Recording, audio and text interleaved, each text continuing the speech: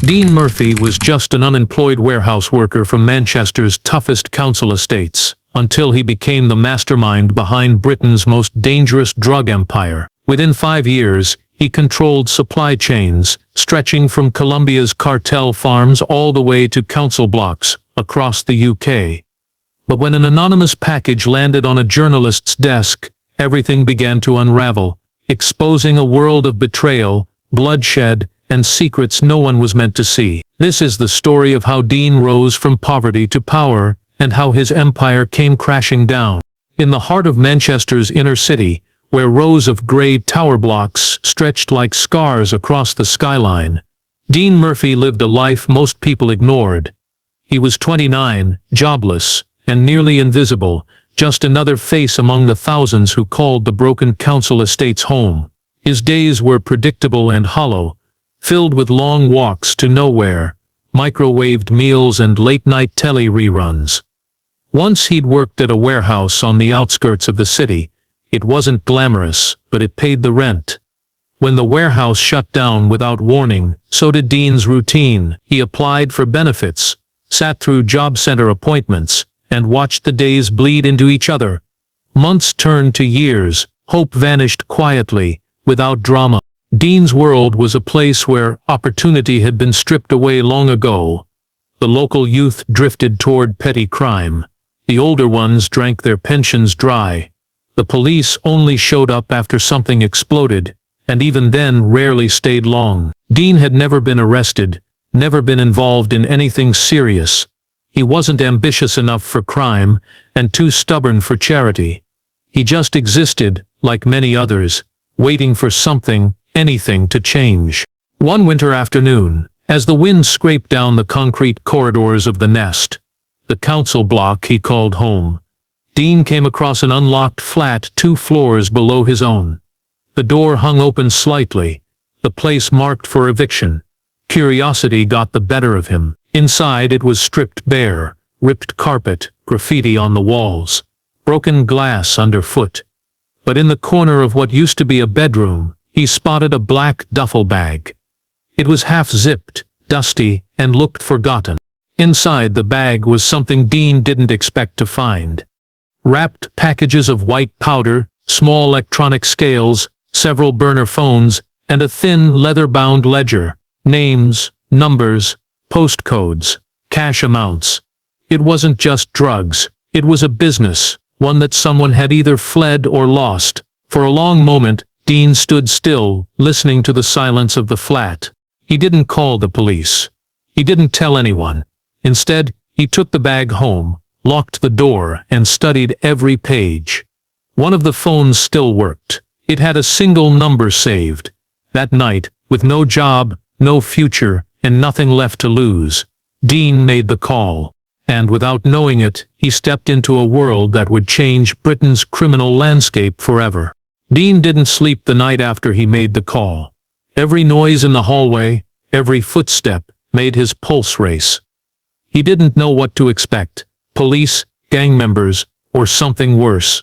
But the next day, nothing happened. No knock at the door. No sirens. Just silence. 2 days later the phone buzzed.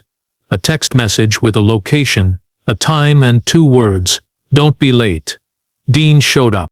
It wasn't glamorous, just a damp alleyway behind a takeaway shop. A man in a black hoodie handed him a small package and gave him an address. No conversation. No questions. Dean was a runner now, unknowingly enrolled in a well-oiled machine. His job was simple: deliver, drop, disappear. At first, he followed every instruction exactly. He didn't care about the details. He needed cash, and this life, dangerous as it seemed, was the first thing that had offered it in years. But Dean wasn't like the others.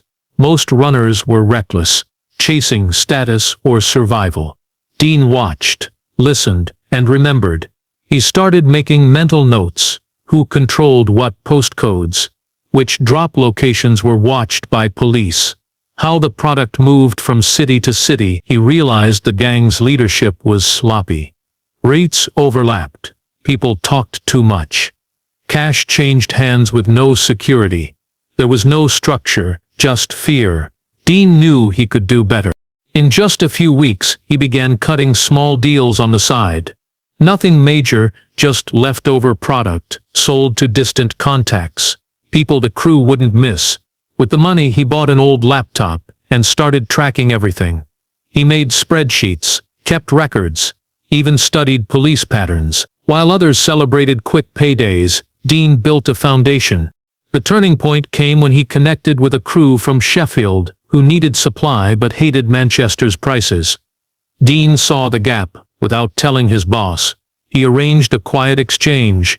It worked. The Sheffield crew paid double, and Dean's confidence soared. But nothing stays quiet for long in this world. A month later, Dean's handler was found stabbed in a canal. The cause was listed as gang retaliation, but those close to the scene said something didn't add up. The handler had been paranoid, always moving. Someone had known exactly where to find him. Dean never mentioned the Sheffield deal to anyone. He just stepped into the gap left behind, and no one questioned it. By then, the kid from the nest was already becoming something else. Dean's rise wasn't quiet for long. Word spread fast through the estates. There was a new player in Raj, someone who moved like a ghost and paid better than anyone else. Some thought he was just a middleman, filling a temporary gap. Others whispered that he'd had something to do with the last guy disappearing, but no one could prove it. Dean kept his head down, stayed off the streets, and only spoke through trusted contacts. He controlled everything from behind closed doors, letting others carry the risk while he studied the board like a chess master. But power invites enemies. Within weeks, someone smashed the windows of a stash house Dean controlled. A few days later, a known associate of his was found in a burnt-out car on the edge of town, hands bound, throat slit. It was a message from the old guard, the ones Dean had pushed aside. They wanted their streets back. Dean didn't flinch. Instead of striking back with violence, he attacked with strategy. He reached out to those the gangs had cast out. Ex-runners who had been burned, dealers who'd been cheated, lieutenants who'd grown tired of chaos. He offered them structure, stability, and above all, money. They weren't just thugs anymore. They were employees, paid weekly, rewarded for loyalty, punished for failure. He bought a failing barbershop in Moss Side, a vape lounge in Salford, and a car wash in Bolton. All cash-heavy businesses, perfect for laundering money. Behind these fronts, shipments were packaged, coded, and moved. Everything had a system now. No more sloppy handoffs in alleys. Dean introduced clean uniforms, burner phones with scheduled swaps, and strict routes that changed weekly. His operation became harder to trace, harder to infiltrate. The gangs that once laughed at him were suddenly desperate to work with him. And those that didn't were crushed under the weight of cheaper product and more reliable service. By the end of the year, Dean's network stretched from Manchester to Birmingham, swallowing smaller outfits like quicksand. No turf wars, no bloodbaths, just quiet takeovers, one postcode at a time. On the surface, crime seemed to be slowing down. The streets were calmer. Police reports showed fewer arrests, but that was the illusion Dean had built. Order in place of chaos, silence in place of noise. Behind that silence, he was building something far bigger than anyone had realized. Dean's empire was growing, but the real profits were still locked behind borders. The UK supply chain relied on middlemen, sloppy dealers and overpriced brokers who diluted product and drained money. Dean wanted control, not just over the streets, but over the source, and that meant going international. The opportunity came by chance. One of Dean's lieutenants had family in Spain, and during a visit to Marbella, Dean attended a quiet gathering known for attracting underworld figures from across Europe. There, he met a man connected to a South American cartel. It was a risky conversation, one that could have ended with a bullet, but Dean knew how to listen. He spoke in facts, not threats. Profits, logistics, market gaps. The cartel contact was intrigued. A few months later, Dean flew to Bogota, under a false name with a suitcase full of encrypted drives and untraceable cash. He didn't dress like a criminal. No gold chains, no tattoos. Just a man in cheap clothes, with expensive information. In a remote village miles from the city, he was shown how the product was made, packed and shipped. He learned how mules moved through Europe, how container ships were manipulated, how ports were paid to look the other way. The cartel didn't offer partnerships, they demanded respect. Dean didn't just earn it, he impressed them. By the time he returned to the UK, he had secured a direct line to the Colombian source. The purity of the product was unmatched, the price dramatically lower. With this new supply, Dean could offer better deals, better quality, and faster delivery than anyone else in the country. His competitors couldn't keep up. He quietly built new routes through Spain, the Netherlands, and Eastern Europe. He used shell companies to book shipping containers filled with coffee beans, textiles, even children's toys, each hiding compartments of cocaine. Customs officials were bribed or blackmailed. Some didn't even realize they were involved. Soon the entire UK drug scene shifted. Prices dropped, product quality improved. Dean's name was never on any paperwork, never mentioned aloud. But everyone knew, someone new was running the show. From dingy flats in Manchester to cartel farms in Colombia, Dean had transformed from a warehouse worker into the architect of a global supply chain. He wasn't just surviving poverty anymore. He was outplaying every rule it was built on. Dean knew that visibility was a threat. The more powerful he became, the more he faded from view. He didn't attend meetings. He never used the same phone twice. He didn't even live in the city anymore. Instead, he operated from behind layers of burner accounts, false identities, and middlemen who never saw his face. Within his empire, people knew him only by one name. He built a decentralized network that ran like a machine. No single person knew more than their role required. Runners were given coded packages and fake addresses. Couriers were told to follow GPS coordinates, never names. Even his top lieutenants had limited access, contacted only through encrypted apps that auto-wiped conversations every few hours. Paranoia wasn't a flaw in the system. It was the system. The more invisible he became, the more untouchable he seemed. Police had leads, arrests were made, stash houses found, but they couldn't trace anything back to Dean. Informants either gave up nothing or mysteriously vanished before they could testify. Surveillance footage showed middlemen and muscle, but never the man pulling the strings. As the business expanded, Dean leaned into technology. He recruited university dropouts, hackers, coders, and cybercrime nerds, people who could do with a laptop what others needed guns to accomplish. They helped him build anonymous supply chain tracking tools, crypto laundering software, and black market dashboards to monitor pricing and demand across cities. What he was building now didn't just resemble a drug operation. It resembled a corporation. But even corporations have weaknesses. And Dean's came from within. He'd built the network on control, not loyalty. Most of his people worked for money, not belief. As long as they were paid, they were loyal. But trust built on cash can disappear just as fast as it's earned. One courier, arrested in Leeds, started talking. Another in Dublin vanished with a shipment and never returned. The cracks were subtle at first, but they spread. Dean noticed the signs: delayed deliveries, incorrect packaging codes, encrypted messages that didn't match protocol. Packaging codes, encrypted messages that didn't match protocol. Something was off. Somewhere someone had broken the chain. He started cleaning house, quietly, efficiently. Phones were destroyed, safe houses were emptied. People were replaced, some permanently. But paranoia crept in like a slow leak. He thought he was still in control. What he didn't know was that far from the streets and far from his network, a package was already on its way, one that would begin to unravel everything. It started with a brown padded envelope, dropped off at a quiet newspaper office in Liverpool on a rainy Tuesday morning.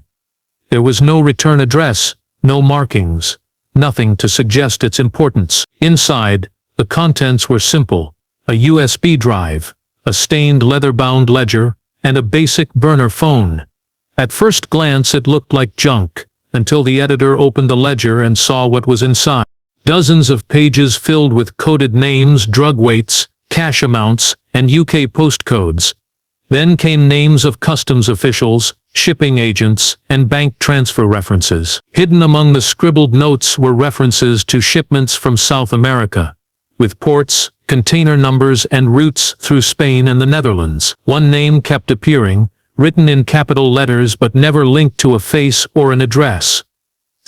The burner phone had only one number saved. Out of curiosity, the journalist dialed it. One ring, then it went dead. Less than 12 hours later, the newspaper office was broken into. Nothing was taken, but the editor's desk had been rifled through. Whoever left the package clearly wanted it seen, but someone else just as clearly didn't. The paper's legal team advised caution, but the journalist, seasoned, quiet, and with nothing to prove, knew this was something bigger than local gang violence. They reached out to a contact in law enforcement and passed the USB through back channels. Within days, a task force was formed. A name was whispered for the first time in official circles: Ghost. Until then, he had been little more than a rumor, someone referenced in coded texts and overheard calls. Now, for the first time, there was something tangible. But the material also raised disturbing questions.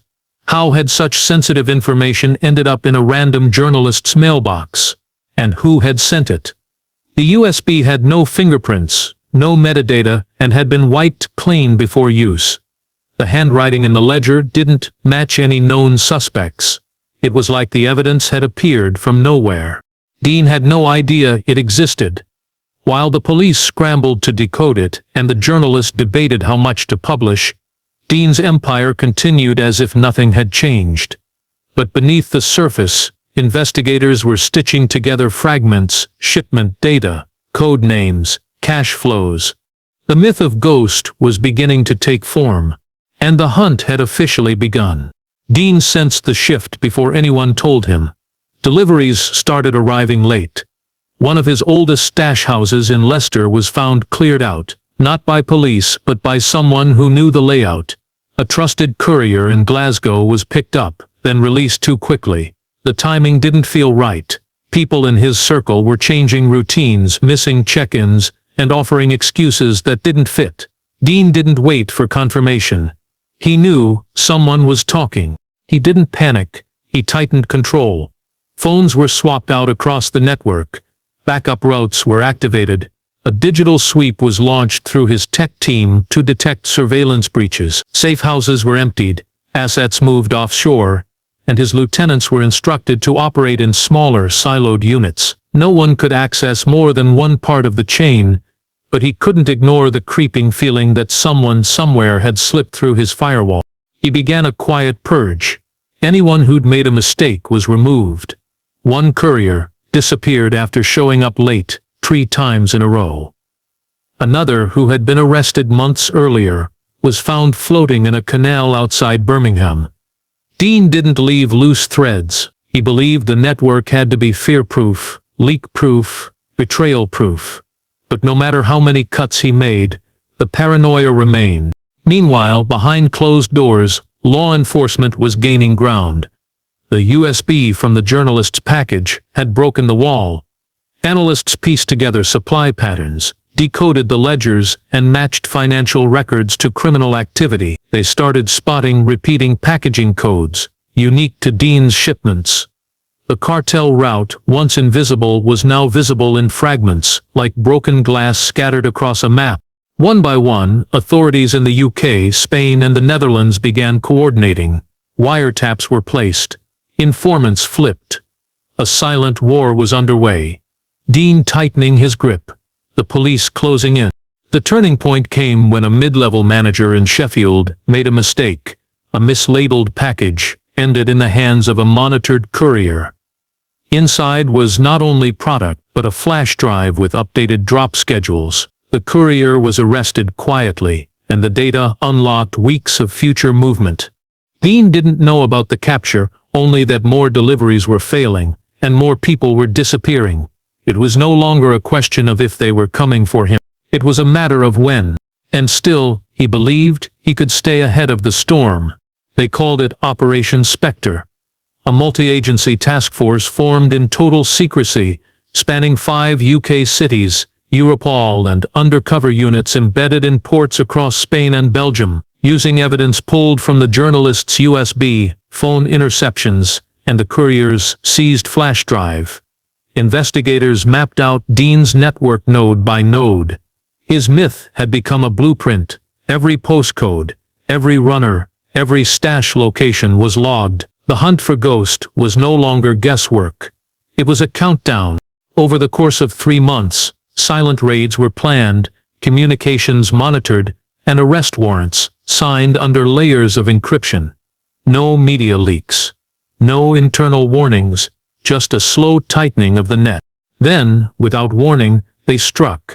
In one coordinated 48-hour sweep, 80 people were arrested across Manchester, Birmingham, London, Sheffield, and Glasgow.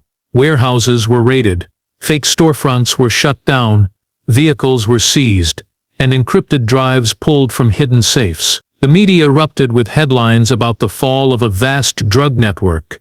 But one name remained absent: Dean Murphy. He was gone. Before the first door had been kicked in, Dean had disappeared from his last known location. His main phone went dark. His lieutenants, stunned and cornered, had no idea where he'd gone. Some assumed he'd fled the country. Others believed he was dead. But in truth, Dean had already prepared for this moment.